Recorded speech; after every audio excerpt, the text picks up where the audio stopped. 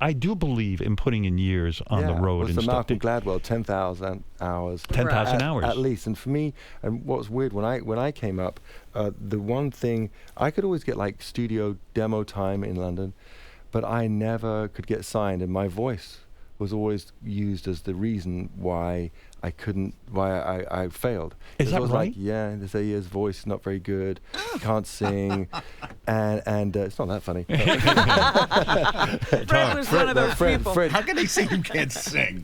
Because everyone's a critic, and I was just learning. I was learning in public, and I was failing in public. And someone asked me yesterday, "What's the best piece of advice you ever got during music?" And I was racking my brains, and I was remembering that I once in my band, just before I began Bush, I thought, trying to be really inclusive with the band I was in, I said to the drummer, and we're walking onto the stage, it was the King's Head pub in Fulham.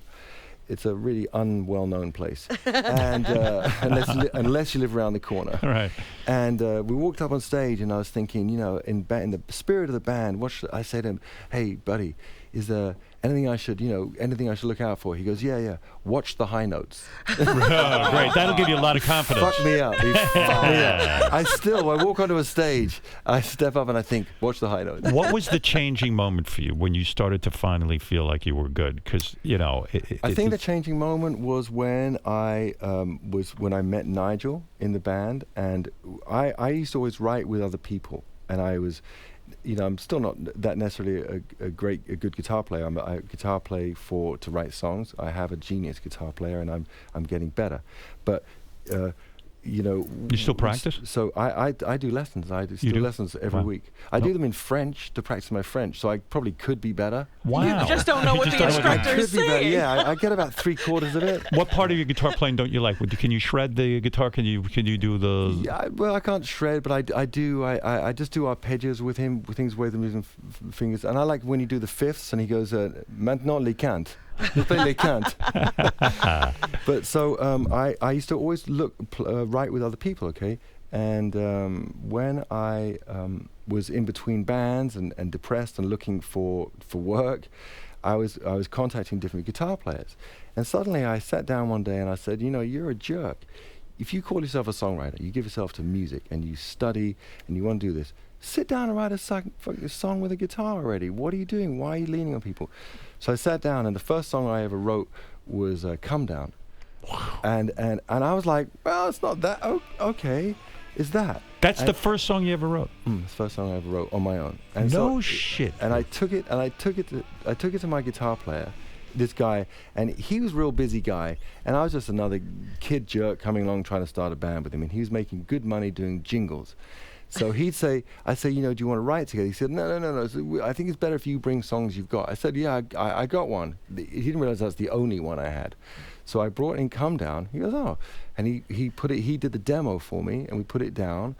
And I suddenly was like, that sounds pretty good. How did you get over all that rejection? What made you keep going when everybody's saying yeah, nothing to fall back on, I bet. Exactly, that's nothing it, to fall back on. I mean, I'll tell you, when I first finished 16 Stone, where that record is on, I signed a deal with a small independent label in the Valley. Everyone was saying, do not sign, from London, a deal in the Valley. You're never going to see this guy again. I got to make the record, and then there was a tragic the Frank Wells, who was the head of Disney, and he had that Hollywood Records, and he died tragically in a helicopter crash. So they inherited the 16 Stone record that had like 5 #1 records on it and sold, I don't know, 20 million copies itself. And they said, not only are there no album tracks, there's not only no singles on this record, there's no album tracks.